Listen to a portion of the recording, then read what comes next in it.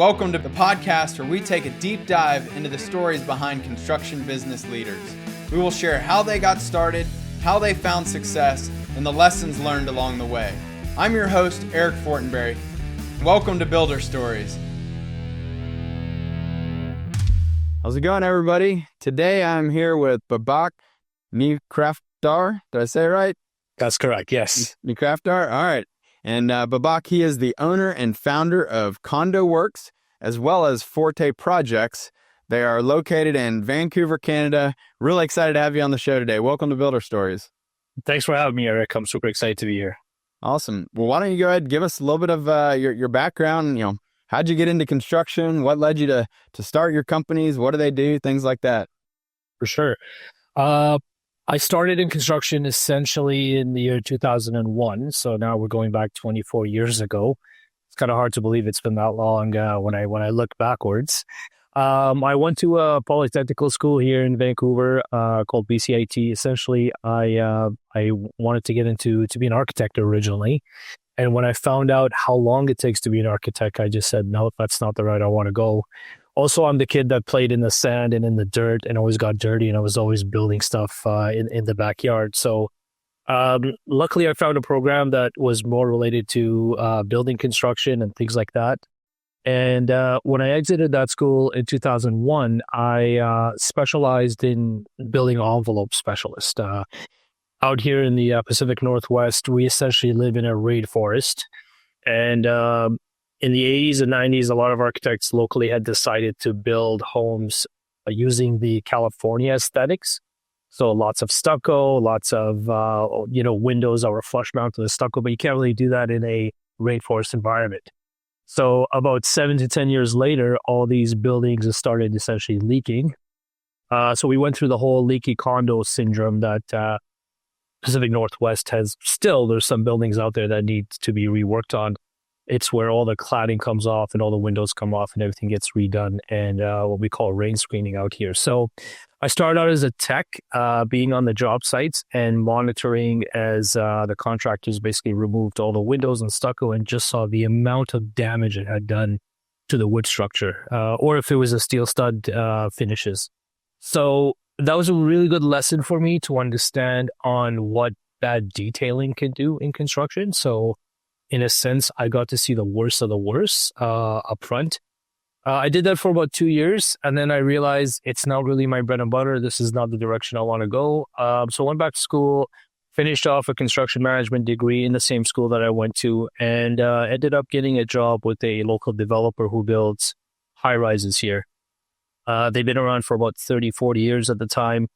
And I just needed my foot in the door. So the first position I got with them was a customer service specialist. And really what that meant is you handed gift baskets to the homeowners who were waiting 2 years for their condos to be completed and finished, or their homes. And, I was this guy that was 24 years old. I'd walk in there with a big gift basket, and then we do a walk around and do a deficiency walkthrough. And then I would pass those deficiencies on to our deficiency crew, and then monitor back and forth with the client. You take that and you multiply it by like 150 units. It adds up. It's a lot of work. But what that taught me was about the customer service side of things, and also going back to quality control. So as time went on, I asked the developer, I said, hey, can you get me out of this position and put me on the job sites so that I'm in there catching stuff a little bit sooner? Lucky enough, they had a phase 2 of the towers getting built at the time, and they threw me in there. There was a shortage of people. I basically bumped up from a customer service quality assurance guy to an assistant site super very quickly. Had imposter syndrome. I'm not going to lie. I was 26 years old, taking positions of guys that were in the industry for 15, 20 years and telling people that were more than twice my age what to do. So it was a sink or swim moment. And so I jumped right in. That taught me a lot about management and the construction process, and also just the construction site culture. When you're on a high-rise building and there's like 2 towers getting built, you have concrete trucks, you got rebar guys, you got frame, you got a whole slew of trades, maybe up to 200 people there per day. And it's a little bit of a different culture than, say, what an office setting would be. So that's where I cut my teeth in learning a lot about construction. And then in 2009, as you know, the economic, downturn came in, and I was one of the ones let go because I had to kind of work my way up too quickly, and I was given a salary of somebody senior, so it was easy to chop me off, which was okay. After that, I went to work for another developer who does similar things, but in wood frame. So I didn't have the experience in the wood frame sector. So when I went to this new company, I learned a lot about company culture and how you don't need to have silos between the office and the construction site, which is quite prevalent in our industry. And that company made it a point to make sure that the office people and the site people were pretty much aligned together. We'd have team meetings between the office and the sites quite frequently, to the point where we had this program called Construction 101, where the office people would come to the job site and we would give them tours and we'd explain to them, this is how this is done, this is why this is done. And in reverse, we would go into the office and we would learn from them, the accounting side of things. Why do we need to code paperwork and do the administration side of things, as much as construction guys hate that?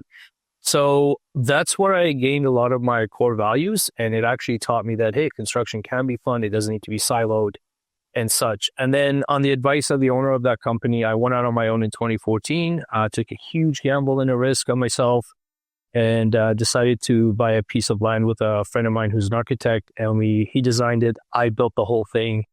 I literally went about 2 years without any income, living off of lines of credit cards, with the hopes that when we build this duplex that we did, that we would sell it and I would recoup all that cash back. So it was a very, very tough time. It was also around the time I met my wife and became engaged. So I was basically putting all my eggs in one basket. Luckily, it turned out for the better. And so when we sold that first project in 2016, we did another one. And then from there, what I was doing during the building process was I was bringing in friends, realtors, anybody from my network, just to showcase what we're all about. And from that, we basically gained a bunch of client projects. And slowly that materialized into becoming a GC. So in 2018, I formed Forte Projects. Me and my former business partner split. And I noticed that there's a market segment that keeps asking for renovations or remodeling to be done. And those were in the condo sector. And because I had the condo background, I decided to create a secondary brand called CondoWorks. And so the idea was when people go to Google, they don't need to find a builder to work on their condo. So I thought that there would be a market for this. And that sort of translated into when COVID started, and obviously everybody was cooped up in their homes. COVID gave us a huge upturn on the condo side. And to be quite frank with you, like that side of our business has been more successful than our home building side. And so, but the problem was I was still using things like Excel sheets and I didn't have a proper bookkeeper. The coding wasn't there because I was a one-man show. So I had to learn a lot of hard lessons, a lot of failures, and basically learn to outsource and hire the right people. And eventually I stumbled onto JobTread, which was in January 2024 when we implemented JobTread.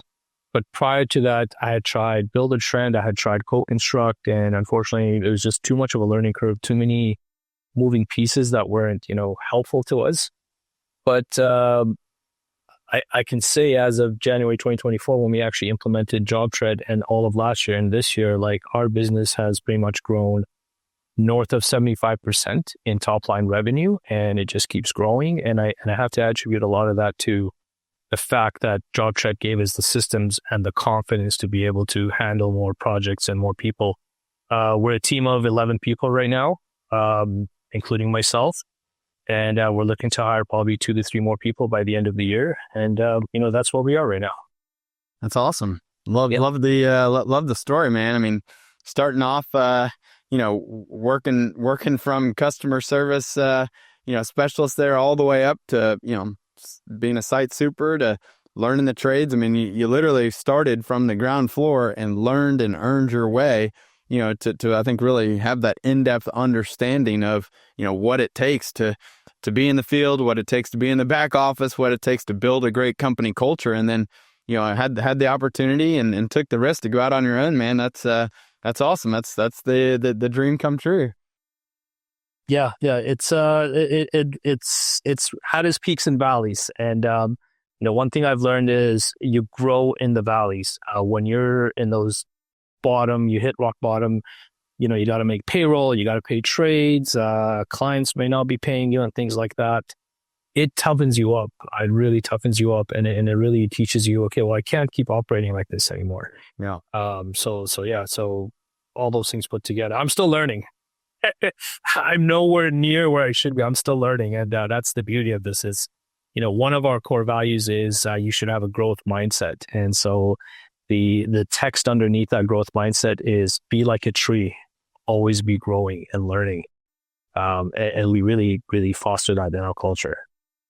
So when you decided to go out on your own, I mean, all the companies I've started, I did the same thing, didn't pay myself for, multiple years, until you can afford to do it. And, how did you though, like that had to have been super, scary. Like, how did you decide that you had enough, to be able to survive, without getting that paycheck? Cause, I see a lot of people who, they're extremely talented, but they feel stuck, in their current job, doing something that, maybe they love what they're doing, but they just, they don't like the culture. They don't like the people, or, or maybe they're in the wrong role, whatever it may be. And it's like, they have that kind of itch to go out on their own, but they can't pull the trigger.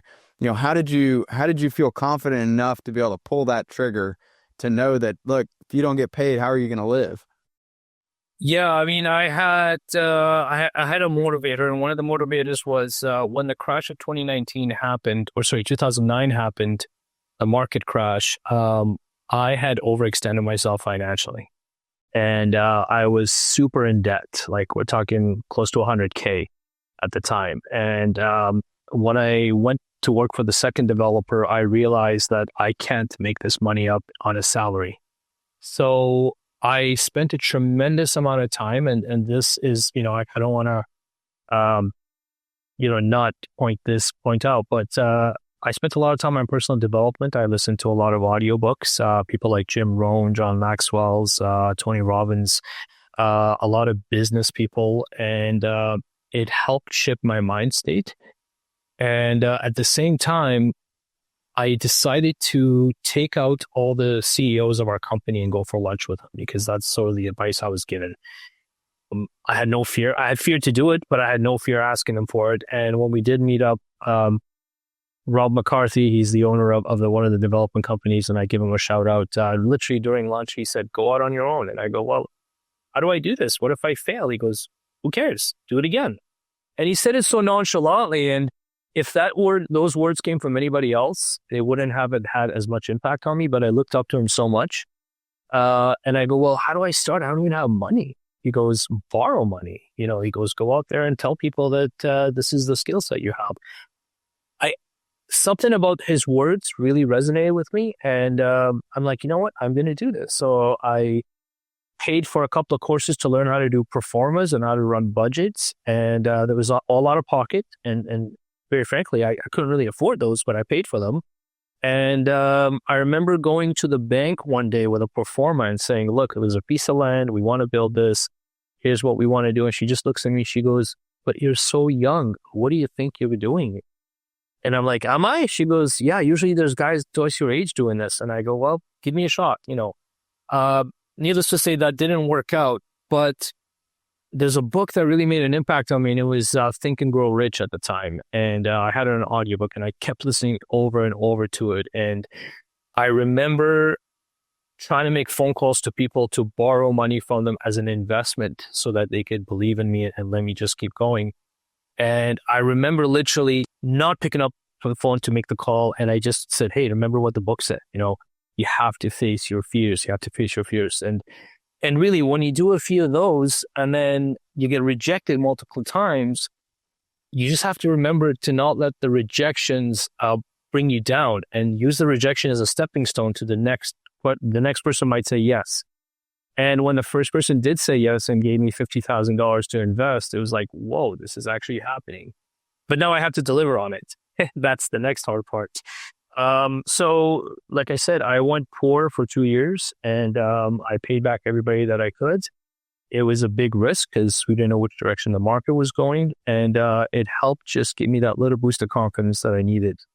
But it's not easy. It's if I were to summarize it, would be like personal development. Surround yourself with people who believe in you and who give you the confidence that you need, and just educate yourself.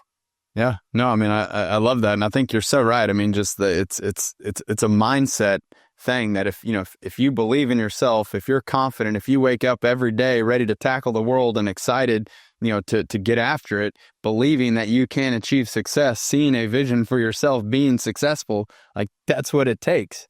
I mean, often, one person next to another, like there's no difference. They both have the abilities, but it's about who's going to choose to put themselves in the role to go and to do it, versus just thinking about doing it or thinking about not doing it or being worried or letting your fears or anxiety or whatever, hold you back. Like you got to just tackle it head on and, dive in. And I love how, you saw it, to go get that personal development, to find, how can you, learn those skills that you may not have, but that you need to strengthen. And I'm a big proponent. I mean, I tell everyone, like, whether you've been in business for, for a year, 5 years, 10 years, or, 0 days wanting to get into business, like you got to build a financial model and understand, like, what does this look like in your mind? Like if you want to achieve, X, if you want to hit X in revenue, or if you want to make Y in net income, like what do you need to do? Back into it and figure out, like, what will it take for me to be successful? Here's what I'm going to pay myself. And even if it's nothing, great, put that in the model. Eventually you want to be able to pay yourself. If you need to hire people, put that in your model. Like understand, like financially, how are you going to afford to do this so that, you've got kind of this path forward. I feel like so many people kind of just blindly, get into it and start a business, but they don't have this like, great, kind of set of directions. Like they're just kind of churning and they don't understand like why, the things aren't falling in place. And it's like, well, you got to plan for those things to fall in place. And then you got to take the right actions and focus on the right KPIs. And it sounds like, you went and got that sort of that background, that education that you needed to build those pro forma models to show, hey, look, here's what I'm going to do with that investment. Here's how we're going to put that money to work. Here's what you should expect in return. Like, when you had that, education and that ability to do that, that probably helped you a whole lot more to be able to convince people to give some random person, $50, $100, $1,000 checks. That's it. Yeah. The mindset part, yeah, you just touched on, it's huge. It's huge. We're, for some reason, we just have this limited capability in our mindset that we've somewhere in our teen years or whatever it was in our development of becoming an adult has set in, and we set up a ceiling for ourselves. We think this is how much we should make because that's what a typical salary is, or this is what our position is in life. And sometimes you just need those people that have made it, that are 20 steps ahead of you, to look back and believe in you and give you that boost of confidence. But then it's not on them anymore. It's on you after that. It's how badly do you want it? And like I said, it took me a long time to reshift my mind frame and go through that whole personal development. And I was introverted at one point, believe it or not. I wasn't good in crowds, and I'm like, I got to work on that. I got to work on building myself up and learning how to talk. Like look at so and so. When I saw them in a setting, I'm like, I want to be like that person, be able to walk up, shake hands. And that takes time, but unless you take that initiative, it's just not going to happen for you. Absolutely. And so the first company, so Forte Projects, that was kind of the home building company, is that right? Really focused on ground up development? Exactly, yeah. So Forte Projects, essentially, we're a licensed builder here. You have to go through a whole procedure in Canada to become a builder. You have to take courses every year, X amount of points you have to earn. And then you have to get insurance and all that stuff. So Forte Projects is designed so that we can work on single detached homes or multiplexes, building them from the ground up. And so that's what we mainly focus on. Although, to be very frank, because of the CondoWorks side has kept us so busy, I've put a lot of my energy into that one. Now the CondoWorks side is self-sustainable, meaning we have enough of a referral circle and enough of a network that we get consistent work coming in. This is the year where I'm shifting my attention back to Forte and being like, okay, let's put some fuel in this engine and just put our foot on the pedal. Sure. If you were to, start all over again, would you have started with the renovations business first? Probably. Yeah, yeah, I would say the renovation is a little easier because there's a lot more demand for that. Um, and then eventually work my way into the home building side. Yeah, so I'd say probably a little bit easier to get into the renovations. Yeah.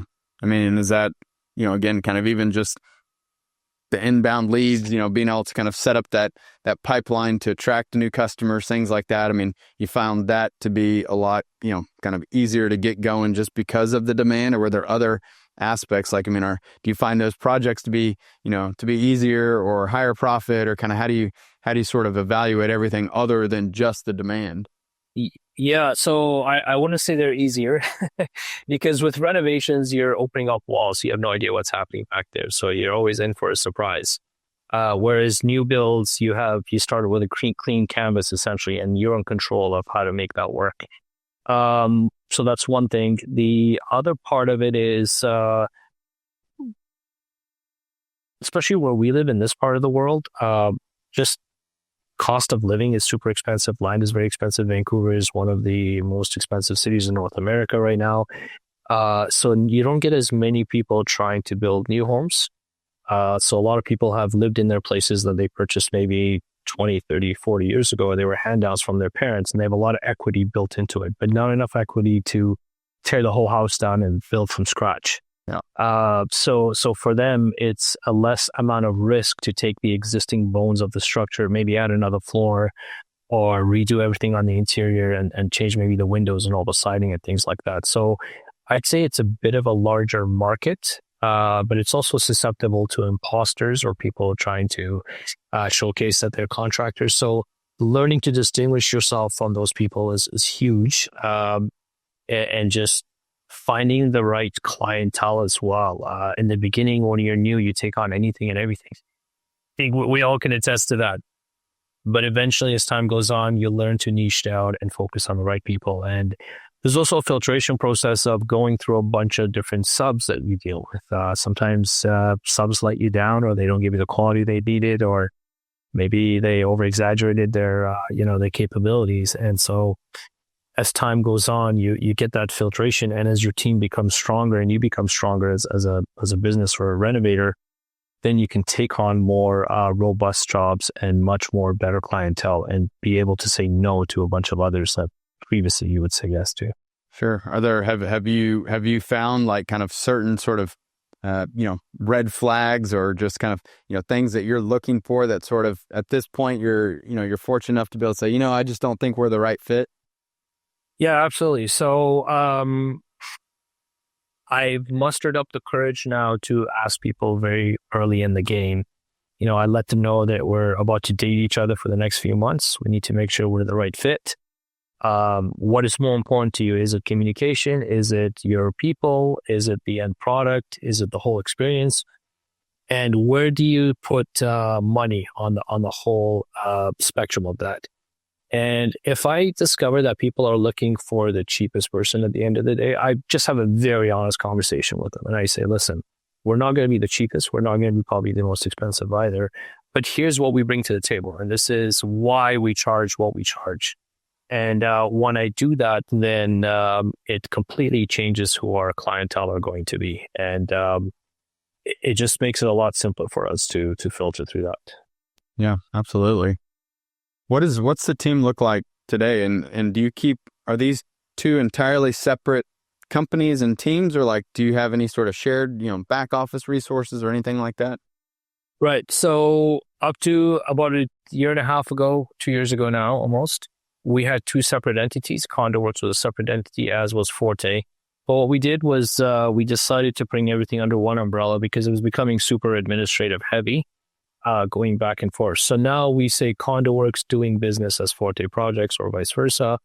Once we've attracted the right clientele, we just explain to them, look, moving forward, everything is going to be under Forte Projects, or your billing, invoicing and such. Our employees are all shared between both sides, as are all of our suppliers and our vendors and subcontractors too. So everything is under one umbrella. I'm at the top. I don't like to use the word CEO, although my integrator keeps calling me a CEO. So I refer to myself as the founder, or as the company owner. Founder is a little bit better. And then we've got an in-house full-time bookkeeper that takes care of all of our paperwork. That's one thing I learned over time. I also learned at a job, Tread Connect, this past January, when a couple of people said they had their own in-house bookkeeper. I'm like, okay, that's what I need to bring in. We've got 2 project managers that run the projects. And then under them, we have 4 field people. And then we also have a coordinator / purchaser right now. And her job is basically the whole procurement process. When the job starts, she quotes everything for us, gets it set up in our JobTread app, and then orders everything and makes sure all the project timelines and schedules are updated as well. And so that's where we're at right now. We're at the point where we've maximized the amount of office staff, so to say, that we need. Our next progression is going to be more site people, and then at this point, we kind of know the formula. The formula is 1 PM, 1 purchaser, 2 site people.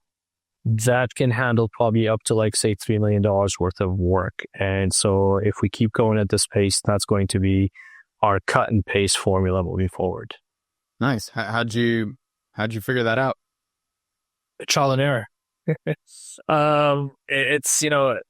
when you're running a business, one of the toughest thing is you have the chicken and the egg. You're like, well, do I hire someone and pay the salary, but I don't have enough work? And somehow magically, if you planned it out correctly, when you hire that person, the work appears. And then that person takes that workload. And then you're like, oh, shoot, we need another PM now, or we need another site helper. And so it's been a lot of that back and forth. I'm also part of the EOS, which I don't know if you're familiar with it, which Entrepreneurs Organization. And one of the things they taught us over there is to build a hierarchy or a structure of your team. And so we've mapped out, per PM, they need 2 helpers and a purchaser. And this year was a record-breaking year for us, and we really got tested on how many projects can a team handle. And we landed on 4 to 5 projects in that sort of 2.5 to 3 million mark. And every time I try to push another job to the team, they basically told me that's enough, stop. So that's how I learned. It's like, that's all we can do. And that's great. And again, I think that's where just taking some time to sort of try to plan out what does your growth look like, kind of financially from a cash flow standpoint, from, a, number of projects. Can someone actually sell? Can someone actually manage? You can't overload the team to the point where they just get really burned out and discouraged, but you also can't have people that are, just sitting around, doing nothing. You got to really kind of look at that, that efficiency metric, what amount of revenue is each person contributing? What gross profit are they contributing? How are they affecting the bottom line? And I think that's where, it sounds like you've done a really good job just kind of studying, the data, both, quantitative and qualitative, how is this workload, working out for the business? And so now you've got a nice formula where, again, every kind of next stage that you want to grow at, you just bring on that sub team, that unit right there. And that's awesome, man. I love how dialed in you've got that. Yeah, thank you. I mean, it's not an overnight thing. It's taken us a while to figure it out. And when I listen to a lot of your podcasts and other builders that are on here, I've had my share of hiring the wrong people as well, and spending a tremendous amount of salary and time on them, and then realizing, quite frankly, they were duds. So we didn't get here in a quick manner, but there was a lot of pitfalls before we got to this stage. So what does your hiring process look like? That's a great question. So about a year ago, I hired an integrator. And for those who are familiar with the EOS system, an integrator is essentially somebody who becomes, they're kind of the second in command. They're in charge of basically taking the ideas from what's called the visionary, which I didn't know I was a visionary until, again, 2 years ago when I read a book called Rocket Fuel. And basically, I'm the one with the ideas, and I pass it on to my integrator, Shannon, and she puts systems together or steps together, and she says, okay, this is what we're going to do. So she's built this online application system now. When people want to apply for a job, they have to meet a set of criteria first, and then they put their resume in. Some positions we require them to add a little video, like up to a minute, describing themselves and such. If they pass that first part where they have all the credentials, then they have to take an online test. And the test is a time test that she's more familiar with all the different aspects of it. I've taken a test myself. I didn't like it personally because when you look at the clock and you're just under pressure, you're like, oh, this is not the best thing. But what that has helped us do is really filter out people. And then if they go through that test and everything turns out, then they go through another interview process in person. And then if by that time, let's say if we had 50 applicants, we'll be down to maybe half a dozen applicants or 10. And then once she filters through them, it's going to be between 2 to 3 applicants. And then it comes down to myself and my PMs. And we sort of decide and rate people based on our final interview. So it is quite rigorous. We've been told that by our new employees that we use under that system, but it's like the gauntlet. Like if you go through the whole thing and you pass every system, it's like, come join the team. And so I've learned that, like I said, the hard way, but it's such a good system. We also employ this test called the Working Genius. There's a book about it, and Shannon introduced me about it. And basically, it's 6 personality types. By the time you do that test, it tells you what 2 personalities you have. So we've identified which positions require which personalities. And there's nothing better than when you hire the person and you look at their Working Genius results, you're like, yes, like we got the right person here. So it's been quite enlightening for me to learn that going through Shannon over the past year. Yeah, that's awesome. And again, I think that is the way to do it. I mean, it's you got to hire slowly, take your time to get to know these people, make sure that they're going to be a good fit. You know, so many times I see people just immediately rush to hire the first person that applies just because they feel like any warm body will be better than kind of whatever they're, you know, the overwhelmed, you know, feelings they've got or the places they need them. And it's like that's just not the case. You know, that can just cost you so much time and money in the long run to put the wrong people in place. And it sounds like you've learned that lesson the hard way as well. Yeah. It's human nature, right? You have jobs coming in and you're like, oh, that person looks good. I saw them so-and-so. Let me bring them on board. And it doesn't take very much time to realize, oh crap, you know, we're stuck in this situation with this individual. But we also have the core values. Like we actually look at the core values and when we run it by people, we're trying to see if their eyes light up or not. And we also post our core values on every job site. And I think I sent you a copy, and they're super detailed. And if you look at someone and they read it and you just ask them, well, what do you think? Just by their response, you can tell if this is the right fit or not. And so that's also been a little secret weapon that we've had in our back pocket. That's awesome. And so just to kind of, you know, go through those, I mean, so you've got be kind, over deliver always, do the right thing, be proud of your work, unmatched presentation, succeed together, and growth mindset. So I'm curious, how did you come up with these core values? Like what was the process to narrow it down to choose those things, and like kind of how did this, you know, how did this come about? Because I love how flushed out, you know, you've got these, and I've seen how you've really integrated it with the entire culture. So tell us a little bit more about how you came up with it all. Yeah. I'll take credit for some of it, not every single one. The be kind one, I think what I did is when I was trying to look for core values, I just started searching a bunch of core values of other companies on the internet, and I copied and pasted what I liked from a bunch of them. And this whole core value thing, it took me probably 1.5 years to finally develop and narrow it down, because I had so many good ones. And, you know, I just kind of took a step back and I'm like, what are we lacking in our industry? And what is sort of the taboo impression of the outside world of us? And it's this, having come from the big job sites where there's towers going on, there's 200 employees out there. And, you know, some days it could be miserable because you're in the snow, you're in the rain, you're pushed. And it was like, we all need to be kinder to each other. Like, you know, we just, it's a stressful environment. Sometimes it's unthankful, unfortunately. I hate to say that, but society looks at us that way on construction workers at times. And, you know, you got these skilled men and women that are out there busting their chops all day, trying to work hard. And so the least we could do is just be kind with each other and just be good to one another. So, you know, I put that in there, and, you know, there's a sub note under there that says, you never know what somebody is going through. So be kind to them always. Like, you just don't know what's happening with that person. They may give you attitude, but there might be something in the background. So that's where that came from. The second one, over deliver always. That's actually from Magic Johnson.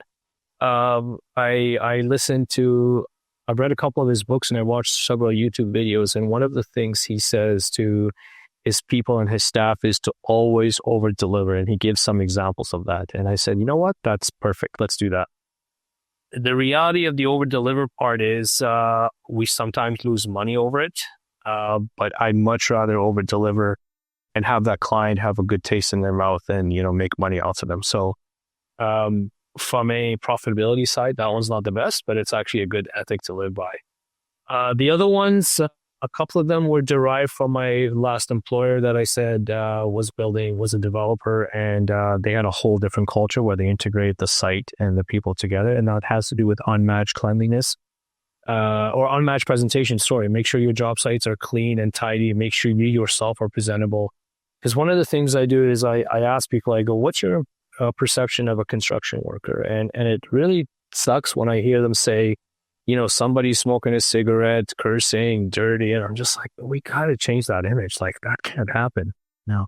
So we try to be as professional as we can, especially on the CondoWorks side, because we're in high rises with a bunch of other neighbors. So that's where those come from. And then the last two, the growth mindset and succeed together, those came from one of my site members, one of my project managers, who's a Red Seal carpenter. He just said, you know what? I have all these new apprentices coming up. It's a different generation, right? As we all kind of know, their exposure to hard work may not be as much as we were growing up. And so, you know, we have to instill this idea of growing them and helping them succeed and make sure that they're not failures and they feel good at the end of the day, even if they made errors. So that's where those last two came from. I love it. And you said you actually put these up at the job site? Every job site, it's we have a procedure called planting the flag. And planting the flag, essentially, one of the procedures is you have to take this and find a spot as soon as the door opens or you enter the site. It's in big, bold letters. You see it right there in front of you. That's awesome. Yeah. And just to add to that, when clients come and visit the site and they don't know we're going to put this up and they see it, now they're invested with us. And they're like, hey, I read this thing. And with the feedback we get, because now they're seeing that we're all in this together. We're not just another construction company. We're actually here that care not only about our own people, but just generally the whole job site and project. And so it's one of those things that, pays you dividends down the line. Absolutely. And I mean, I assume though that is this also like on your website or somehow incorporated in your, even in your sales process before, they've chosen you? I mean, so this shouldn't be the first time they've probably seen it, but it's definitely a surprise when they see it posted up at their property. Yeah. So you're absolutely correct. We haven't fully incorporated it into our sales process. That's part of the videography. So this year we decided to invest in some videography, and we're making 7 different videos. And one of those videos is actually going to be focused on core values. The way we have it set up on our website, it is on there, but we don't really emphasize it. We should focus a little more on it. The way our website is set up, when you go to we have a Calendly link on there, and you can set up an appointment with myself. I'm the main sales guy right now. But the idea is when people actually accept that appointment and they say yes, then it automatically sends them those videos. And we're going to start with the core values first. And so the impression is that before we even talk on a Zoom call, we've already had the client buy in and already accept us for, who we are. So that's part of this 2025 campaign and process that we're going to incorporate. I love it. I'm curious. So choosing to invest in video, I mean, awesome move. Highly, highly recommend and encourage that. So what led you to that, to that decision, and what do you plan to do with that role? Yeah. So when we finally set up, our annual budget, we decided to set a certain percentage aside. And, as company owners, we're always afraid to put money towards things like this, because it's like, oh man, that's a big fee. Part of it was because, to get to the next level of your business, you need to do things a little bit differently. And at this point, to get a bigger reach and get to the right people, we decided video is the way to go. So that's one reason. The other one is, um, people sometimes will call me and say, "Hey, what do you know about so and so?" And I've heard about this contractor and such. And I'm like, "Well, what do you know about them?" They're like, "Well, I saw their videos. It looks really good." And I have to bite my lip and I go, "I don't want to talk bad about this person, but they don't have a good reputation, but they have an excellent videography." And so when I connected the dots, I'm like, well, wait a minute. These people are probably taking potentially some clientele. And unfortunately, I know of their reputation. They're not delivering as well as they should be. We need to play that game as well. Um, Ed Sheridan, I think that's his name. They ask you answer. Mark Sheridan. Mark Sheridan. Sorry about that. Yeah. So his book talks a lot about that. And I think we always wanted to do it. And it was just a matter of time before we jumped on it. And yeah, for the most part, also, I've tried to stay in the background and be in the back. But as time goes on, I'm learning and watching yourself as well. You can't just be in the background and just present a brand. At some point, you have to come in front of the camera and just expose yourself and talk to the audience. So, those are all the factors that are leading to it. Absolutely. I mean, I remember when I first saw Marcus Sheridan speak. I mean, it was just so eye-opening to hear him talk about the importance of just being completely open, transparent, share everything you think, you might not want to share, like just do it because it builds, trust. It brings, transparency. It helps more people find out about you.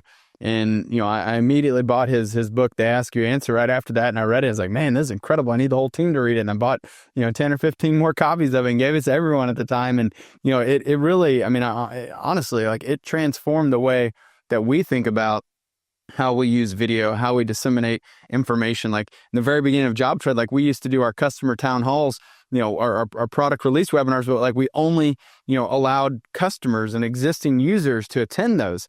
And it was like, we didn't want like our competition to be in there to see what we're doing or learn. And like, Marcus just, slapped me in the face. It's like, man, if you're ever making a decision because you're scared of your competition, like you are doing the market, you're doing your prospects, you're doing your customers a disservice, because like you're making it so much harder for them to learn about you and to get that information.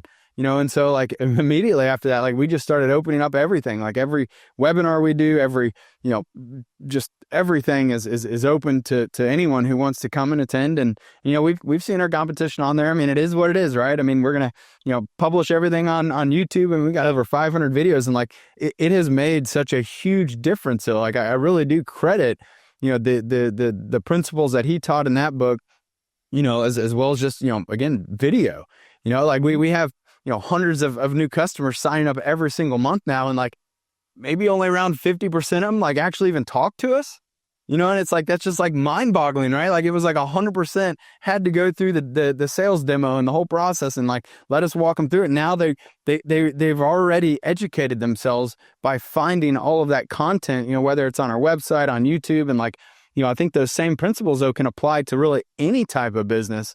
The better, job you can do educating people up front on your website, even talking about price, right? Like he's like, man, like, even if you don't give like an exact price, because obviously every project is, is probably custom bid, like, giving them ranges and understanding like what it might cost to do this average kitchen or the bathroom or, whatever it may be. Like, he's like, you give them so much more insight into, who you are and how you make decisions and how, what factors affect the price. And like, when they come to that call and like, you have to have that conversation about, about price, like it's no longer the sticker shock moment, that everyone fears, because like they've already, read about your price. They already have an idea of the range. Like, I really do believe that like those principles are so valuable. And I just finished reading, he has a third edition of it. It's called Endless Customers. So he kind of like updated it, and really brought a lot of really interesting kind of thoughts around how AI is now affecting, the content that you're putting out there, on your website and your videos, and like the importance of like, really thinking about, you're not just creating this content for, people, but it's also for, the AI bots and like how they start to recommend companies when people are searching for it. Like, it's really, really interesting. Highly recommend that book. Probably like my all time, top book recommendations is They Ask You Answer, now Endless Customers. So, I love hearing though that you're going to be implementing these practices with video. It's huge. Yeah. It's. I mean, like, and all of us were a little bit resistant to it probably in the beginning.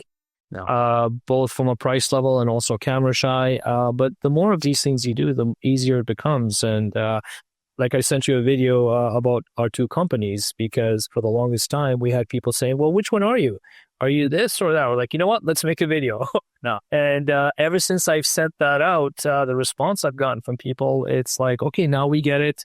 But we also put little nuggets about using JobTread and all the notifications, all the processes, and how we differentiate ourselves. So, yeah, we're in a world where people want visuals and they want to get to the point right away. And I love that idea of the AI thing. Like on our CondoWorks side, one of the visions that I have is people can just go to our website and select from a bunch of different aesthetics that they like. And then the AI will say, well, based on these, we think this is the package. So we're going to have pre-made packages already. And all they have to do is upload either their address or their floor plan and state what areas they want redone. And my goal is that the AI can pump out a range instantly for them and say, this is the range it's going to be based on the package you selected. Now, so that's literally, I kind of give the business model away right now on this. But that's the idea that we're trying to go over. And then if we could do that, like I agree, our industry for some reason, there's this thing where we have to bid against each other. We have to try to lower our prices. And it's just like, listen, products are products. We all get them from the same place, more or less. There's going to be a little bit of markup here and there.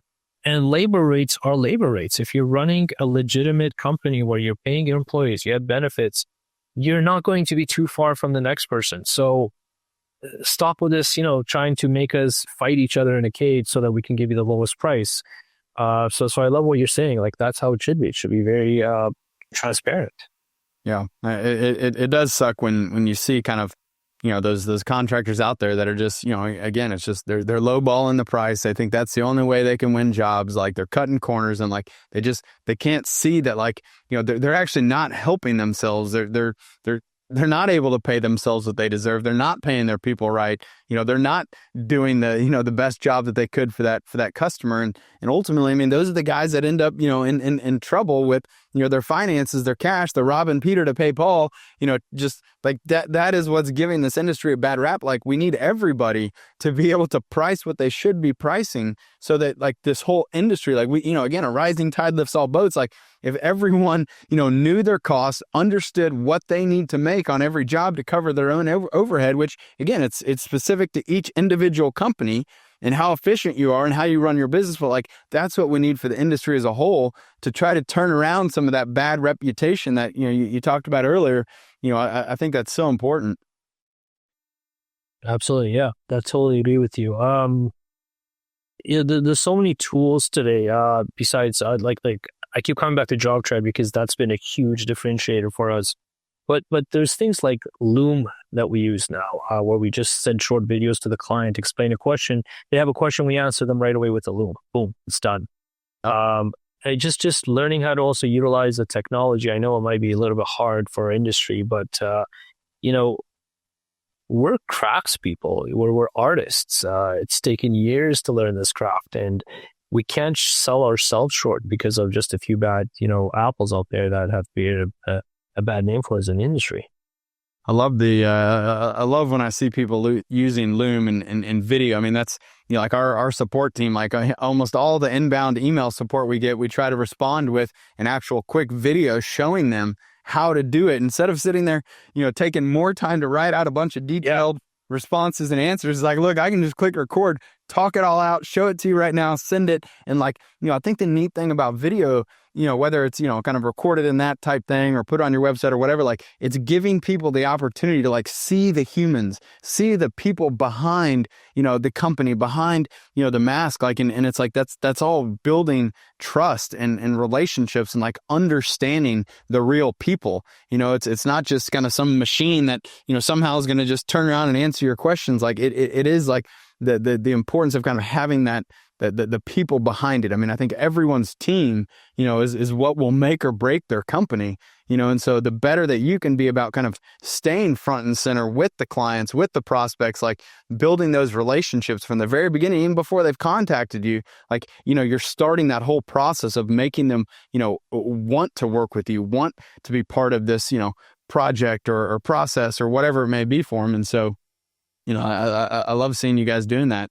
I think, look, at the end of the day, though, like, what you're really like showcasing here is like the importance of understanding, your team, your company, both kind of, what do you need to grow the business, but like, what do you need to build a great company and a great culture? And knowing how those core values not only help you attract the right people, but they help you retain those people. And those people could be your customers, they could be your employees, they could be your subcontractors. Like the way that you truly have embedded, these core values into that experience of working with your company, that is just like above and beyond setting you so far ahead of everyone else out there. And I think if your prospects and your customers knew that, even before they started, working with you, like, I mean, it's just even more of a no-brainer that that's the type of contractor that you want and that you want to have in your home, to trust around your family, around your kids, like to know that they're not going to cut those corners and that they're going to do what they say they're going to do. Like that is exactly what, every contractor should be aspiring to do. So, kudos to you to really setting the standard and throwing that bar way up there for everyone else to try to reach. Yeah, thank you. No, we're a community, and I just said, like, when I ask people what their impression of construction workers is, it just really irks me the wrong way. And I try to have the argument with them. I go, well, when you go to a dentist and they're operating on your teeth and they charge you a bunch of money, how is that different than somebody that's building your home? They're no different. They have skill sets. They had to learn it. They're using tools. They're being meticulous with it. So why would you think that's the opposite? So there's a great book called Unreasonable Hospitality that's related to the restaurant industry. It's basically a must read for our team members. And, one of the things I tell our employees is we are service people. We're no different than a waiter or a waitress in a restaurant. We're just providing construction. And so we have to behave in that mannerism as well. And, I just hope and wish, and I don't say this in a negative way, but I really wish everybody else in our industry would do the same. And if we do it, we're just going to elevate our whole industry as a whole, and get a whole different impression from the outside world. Yeah. Well, look, Babak, I really appreciate you coming on and sharing all this. As we wrap up here, I'm curious, is there any kind of final advice that you would give to others who are, maybe earlier on in their process, or maybe they've been at this for a long time, but striving to build and have that same level of success that you've had with your team? I would say things like, look at people who have done it before you and have paved the path. Don't discount yourself. They're no different than you are. They're a human being just like yourself. They had to go through trials and tribulations, but they have things to teach you. If you can somehow attach yourself to several of those people to act as mentors to you, if it's not working for you, or if you're struggling, it's probably you don't know something, or you're missing a piece of the puzzle, and it's up to you to go and find out what that is.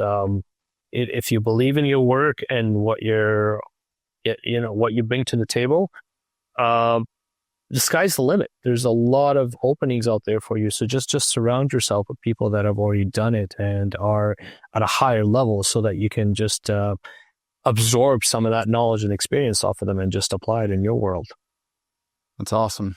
Great advice. And again, really appreciate you coming on and, sharing with us how you've been able to build, such a successful business here. It's really exciting and, just energizing for me to see people like you out there, doing what it takes to be as successful as you have been, to create these, exceptional customer experiences, to build great teams, build great cultures. Like, I think, oftentimes it can be easy to sort of just look at a business and sort of take all that for granted and think that, just somehow came naturally or came easily for them. But like, that's not the case. It takes a lot of time, a lot of hard work, years of, reflecting and continually improving over time to get that flushed out. So, thank you for everything that you're doing to be such a great role model in the industry, for building such a great team, for doing right by everyone. It really matters. And, I appreciate you coming on and sharing that with everyone.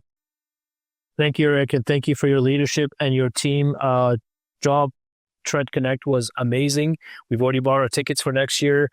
We came back so energized after that show, and just talking to a bunch of other contractors all across North America. Just we came back with a synergy at the end, and it was like rocket fuel for us.